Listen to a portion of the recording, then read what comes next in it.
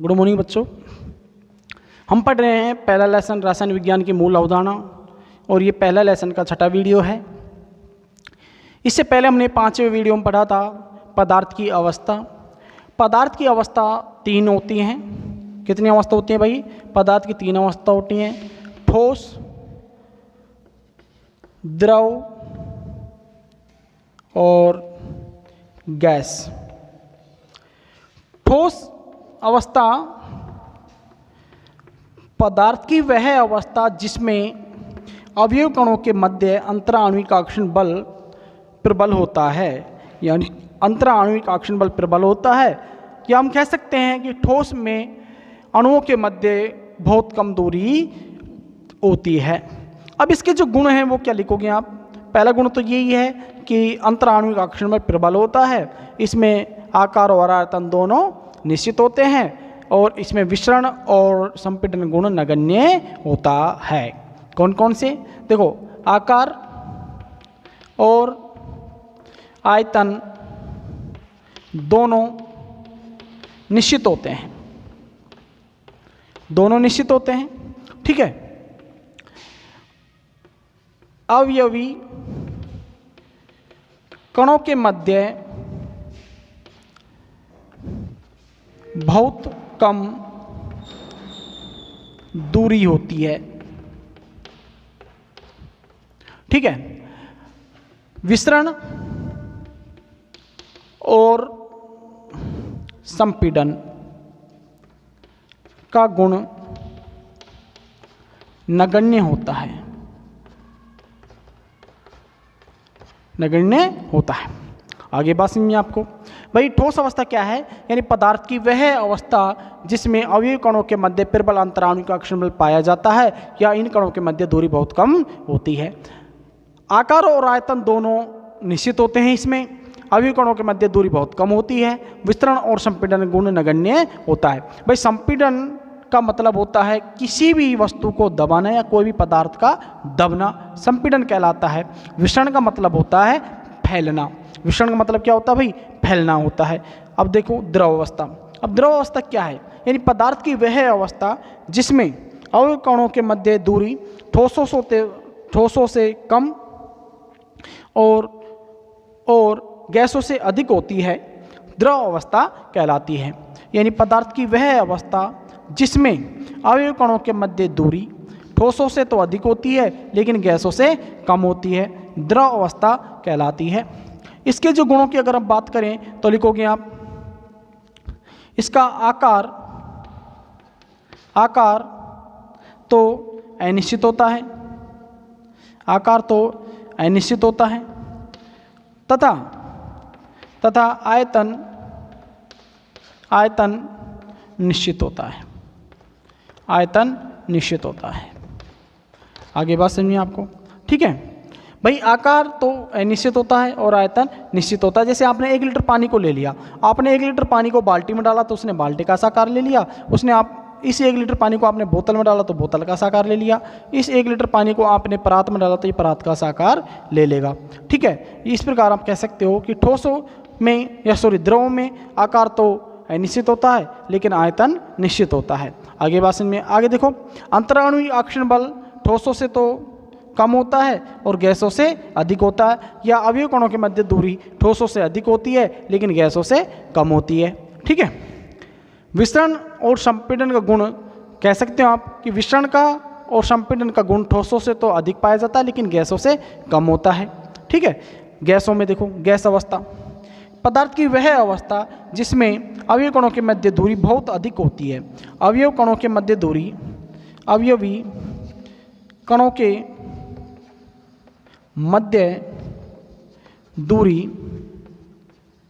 बहुत कम होती है, बहुत कम होती है। ठीक है। अवयव कणों के मध्य दूरी बहुत अधिक होती है, बहुत अधिक होती है। ठीक है।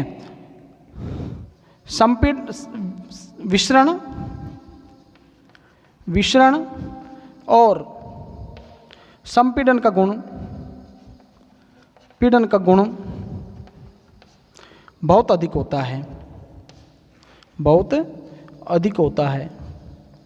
यानी गैसों में फैलने की प्रक्रिया भी अधिक होती है और इनको हम आसानी से दबा भी सकते हैं। जैसे गुब्बारे में आपने गैस को भर लिया तो हम गुब्बारे को दबा भी सकते हैं। आगे बात समझिए आपको, ठीक है। तो ये पदार्थ की अवस्था है।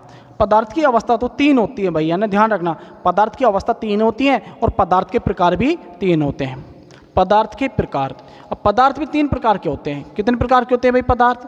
पदार्थ 3 प्रकार के होते हैं। पदार्थ के प्रकार कौन कौन से हैं? देखो भाई पदार्थ 3 प्रकार, देखो ध्यान रखो भाई, पदार्थ की अवस्था भी 3 और पदार्थ के प्रकार भी 3 होते हैं। देखो कैसे कैसे होते हैं भाई, कौन कौन से पदार्थ के प्रकार होते हैं? पदार्थ के प्रकार कौन कौन से होते हैं? देखो पदार्थ के प्रकार, पदार्थ के प्रकार कौन कौन से हैं? देखो पहला चालक, दूसरा अर्धचालक,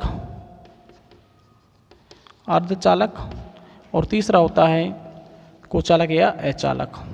ये होते हैं पदार्थ के प्रकार। पदार्थ के प्रकार 3, चालक, अर्धचालक और कुचालक। पदार्थ के अवस्था भी 3, पदार्थ की अवस्था 3 कौन कौन सी होती है पदार्थ की अवस्था भाई? ठोस, द्रव और गैस, जो मैं आपको पढ़ा चुका हूँ। अभी मैंने पढ़ाया आपको पदार्थ की अवस्था। अब पदार्थ के प्रकार पढ़ लो आप भाई। चालक क्या होते हैं? चालक वे पदार्थ होते हैं, चालक वे पदार्थ होते हैं जो विद्युत धारा का चालन आसानी से करते हैं। चालक वे पदार्थ होते हैं, यानी वे पदार्थ जो विद्युत धारा का चालन आसानी से करते हैं, आसानी से करते हैं, करते हैं, चालक कहलाते हैं, चालक कहलाते हैं।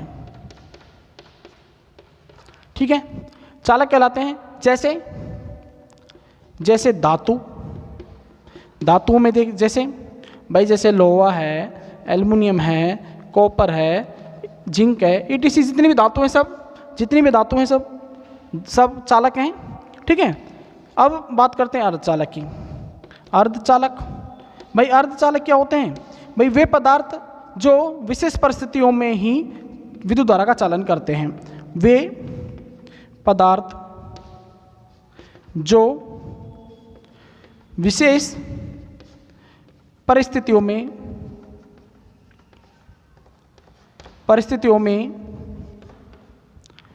विद्युत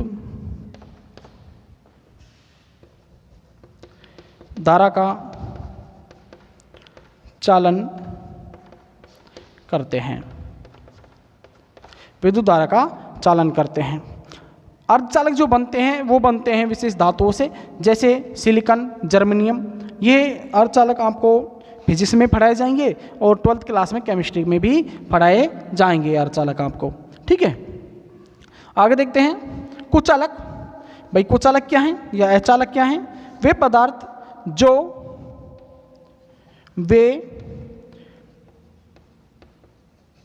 जो विद्युत धारा का चालन आसानी से करते हैं, कुचालक कहलाते हैं। जैसे जैसे कौन कौन से भाई? जैसे रबर, लकड़ी, कांच आदि, ये क्या है? कुचालक है। तो बात समझ में आपको भाई। देखो पदार्थ के प्रकार 3, पदार्थ की अवस्था भी 3। तो पदार्थ की अवस्था तो पढ़ा चुका हूं मैं आपको। पदार्थ की अवस्था 3 कौन कौन सी होती हैं? पदार्थ की अवस्था होती है ठोस, द्रव, गैस, ये भी 3 अवस्था होती हैं। पदार्थ के प्रकार भी 3 होते हैं, चालक, अर्धचालक और कुचालक। चालक वे पदार्थ होते हैं जो विद्युत धारा का चालन आसानी से करते हैं, चालक कहलाते हैं। जैसे धातु, सभी धातु चालक होती हैं। अर्धचालक वे पदार्थ जो विशेष परिस्थितियों में विद्युत धारा का चालन करते हैं। जो अर्धचालक बनते हैं वो सिलिकॉन और जर्मेनियम धातु से बनते हैं। ये आपको 12th क्लास में पढ़ाए जाएंगे। और 11वीं क्लास में ये फिजिक्स में भी पढ़ाए जाते हैं आपको। कुचालक वे पदार्थ होते हैं जो विद्युत धारा का चालन आसानी से नहीं करते हैं, आसानी से नहीं करते हैं। ये होते हैं कुचालक। कुचालक होते हैं कौन कौन से? रबड़ है, लकड़ी और कांच, ये आपके हैं कुचालक पदार्थ। ठीक है, आगे देखते हैं हम। आगे हैं पदार्थों के गुणधर्म, पदार्थ गुणधर्म तथा इनका मापन। पदार्थ गुणधर्म कौन कौन से हैं?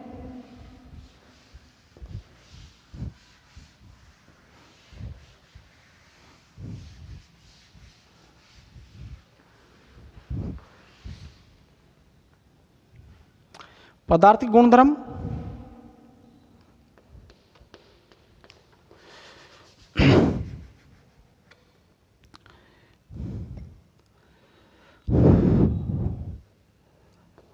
रासायनिक,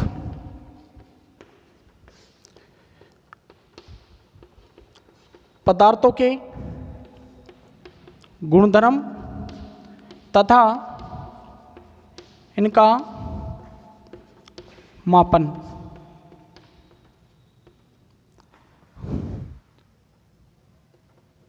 रासायनिक पदार्थों के गुणधर्म तथा इनका मापन। ठीक है, अब रासायनिक पदार्थ गुणधर्म कौन कौन से हैं? रासायनिक पदार्थ मापन के आधार पर पदार्थ के गुणधर्म दो होते हैं। मापन के आधार पर पदार्थ के गुणधर्म दो प्रकार के होते हैं। कौन कौन से होते हैं? भौतिक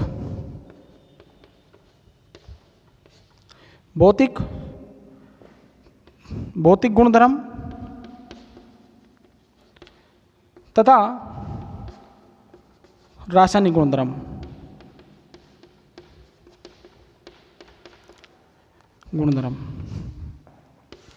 भौतिक गुणधर्म तथा रासायनिक गुणधर्म। भौतिक गुणधर्म वे होते हैं जिनको मापने के लिए संगठन तथा संरचना में परिवर्तन की आवश्यकता होती है, भौतिक गुणधर्म कहलाते हैं। भौतिक गुणधर्म भाई जिन्हें मापने के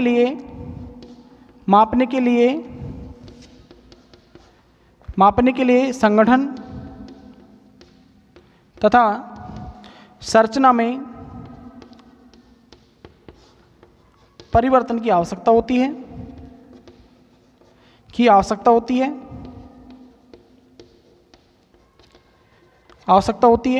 क्या कहलाते हैं? भौतिक गुणधर्म कहलाते हैं। और भौतिक गुणधर्म होते हैं आपके ताप, गंध, रंग, आयतन, क्षेत्रफल। जैसे एग्जाम्पल के लिए, जैसे ताप, गंध, रंग, क्षेत्रफल,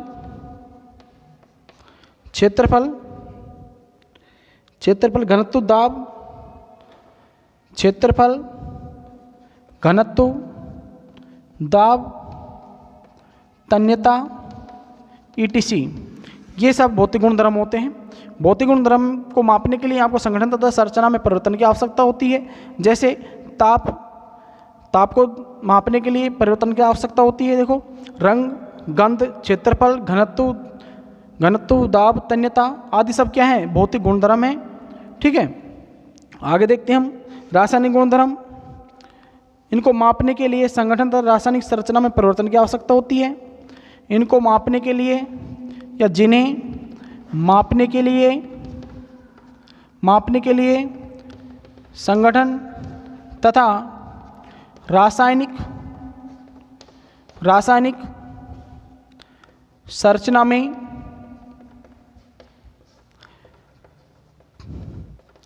परिवर्तन की आवश्यकता होती है।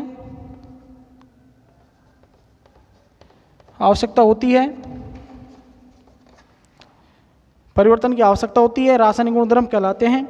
और रासायनिक गुणधर्म में है दहन है, विलेयता है, ऑक्सीकरण, अपचयन।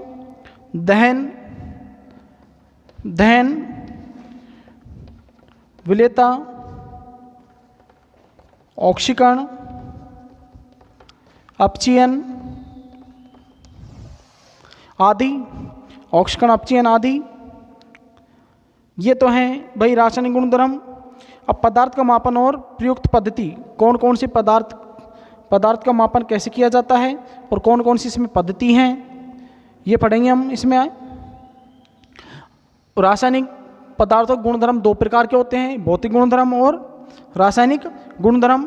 भाई भौतिक गुणधर्म होते हैं जिनको मापने के लिए संगठन और संरचना की आवश्यकता होती है या परिवर्तन में आवश्यकता होती है इनकी, जिन्हें मापने के लिए संगठन तथा संरचना में परिवर्तन की आवश्यकता होती है। कौन कौन से हैं भाई? ताप है, गंध है, रंग है, क्षेत्रफल, घनत्व, दाब, तन्यता, ये सब भौतिक गुण हैं। रासायनिक गुण जिन्हें मापने के लिए संगठन तथा रासायनिक संरचना में परिवर्तन की आवश्यकता होती है। भाई दहन, जलाना किसी पदार्थ को घोलना, विलेयता, ऑक्सीकरण, अपचयन, ऑक्सीकरण और अपचयन, भाई वियोजन भी आप इसमें लिख सकते हो, ETC। ठीक है, ये सब क्या है? रासायनिक गुणधर्म है ये। ठीक है, अब पदार्थ का मापन तथा प्रयुक्त पद्धति, यानी पदार्थ का मापन कैसे किया जाता है और इसके लिए कौन कौन सी पद्धति काम में ली जाती हैं, देखो आगे।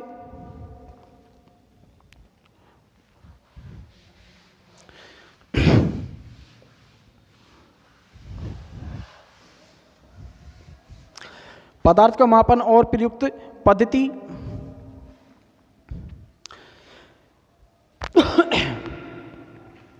मापन और प्रयुक्त पद्धति, मापन के लिए दो बिंदु प्रयुक्त किए जाते हैं। भाई पदार्थ का मापन तथा प्रयुक्त पद्धति,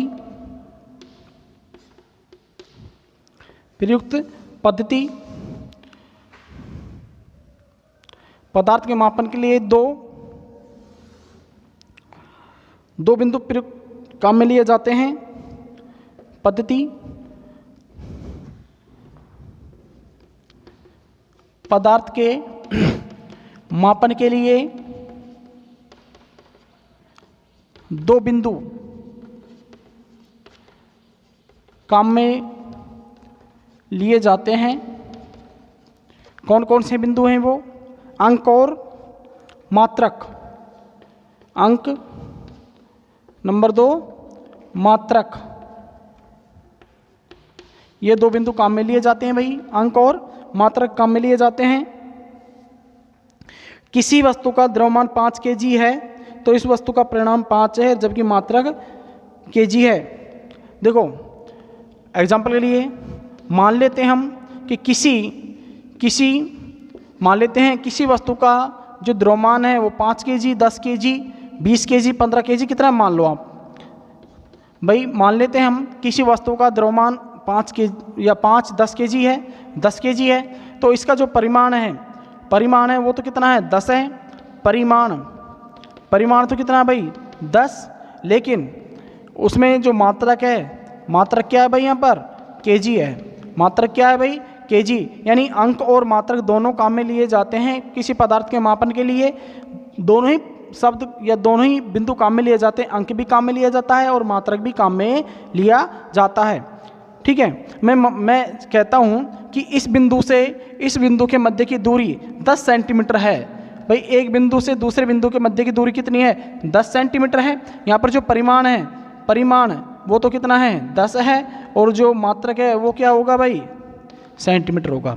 आगे बात समझ में, यानी किसी पदार्थ के मापन के लिए दोनों बिंदु काम में लिए जाते हैं, अंक और मात्रक दोनों ही काम में लिए जाते हैं। आगे बात समझ में आपको। लंबाई, द्रव्यमान तथा समय के मात्रा को निर्धारित करने के लिए 3 पद्धति काम में ली जाती है जिनको CGS, MKS और SI 3 पद्धति कहते हैं इनको, या FPS।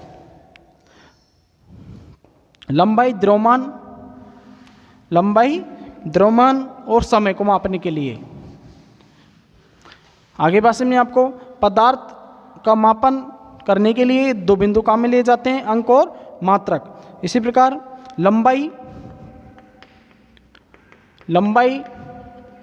द्रव्यमान तथा समय का मापन करने के लिए 3 पद्धति काम में ली जाती हैं। कौन कौन सी हैं? CGS, दूसरी पद्धति है MKS, तीसरी जो पद्धति है वो है FPS,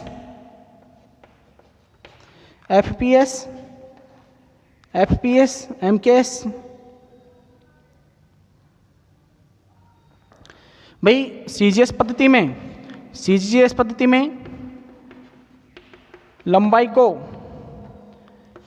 इस पद्धति में लंबाई को तो किस में मापा जाता है? लंबाई को मापा जाता है सेंटीमीटर में, और लंबाई को सेंटीमीटर में, द्रव्यमान को मापा जाता है ग्राम में, और समय को मापा जाता है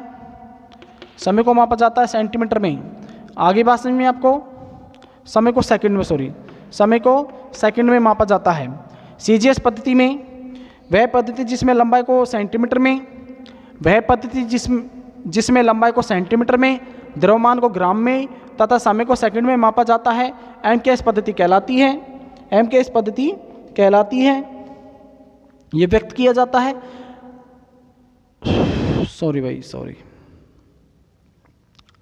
वह पद्धति जिसमें लंबाई को सेंटीमीटर में, द्रव्यमान को ग्राम में और समय को सेकंड में मापा जाता है, CGS पद्धति कहलाती है। क्या कहलाती है भाई? CGS पद्धति कहलाती है। अब MKS पद्धति को देखो, लंबाई को MKS CGS, देखो लंबाई सेंटीमीटर में, द्रव्यमान ग्राम में और समय सेकंड में, यानी CGS। समझ आया? यानी सेंटीमीटर, ग्राम और सेकंड। लंबाई को मापा जाता है मीटर में, द्रव्यमान को मापा जाता है kg में, समय को मापा जाता है सेकंड में, MKS। आगे बात समझिए आपको? मीटर, KS, यानी लंबाई को मीटर में, द्रव्यमान को किलोग्राम में और समय को सेकंड में मापा जाता है, MKS पद्धति कहलाती है। आगे बात समझ में आपके? इसी तरह यहाँ पर FPS में देखो, FPS में देखो लंबाई मापी जाती है फुट में, और द्रव्यमान को मापा जाता है पाउंड में, और समय को मापा जाता है सेकंड में, यानी F फुट, पाउंड P और S FPS, CGS, MKS और FPS। लंबाई, द्रव्यमान और समय। लंबाई को CGS में मापा जाता है सेंटीमीटर में, लंबाई को सेंटीमीटर में, द्रव्यमान को ग्राम में और समय को सेकंड में, CGS। लंबाई को मीटर में, द्रव्यमान को किलोग्राम में, समय को सेकंड में, यानी MKS। आगे समझें, मीटर, किलोग्राम और सेकंड। इसी तरह FPS में देखो, लंबाई को फुट में, द्रव्यमान को पाउंड में और समय को सेकंड में, FPS पद्धति। समझ आया आपको? ठीक है भाई। पाउंड, इसको पाउंड लिख लो, पाउंड। ठीक है, ये है 3 पद्धति। इसके बाद में सन 1960 में फ्रांस के सेब्रेस स्थान पर IUPAC की एक बैठक हुई, जिसमें एक नई पद्धति का विकास हुआ, जिसे अंतर्राष्ट्रीय पद्धति कहते हैं। इसे बोला जाता है SI पद्धति। 1960 में फ्रांस के सेब्रेस नामक स्थान पर IUPAC की एक बैठक हुई। IUPAC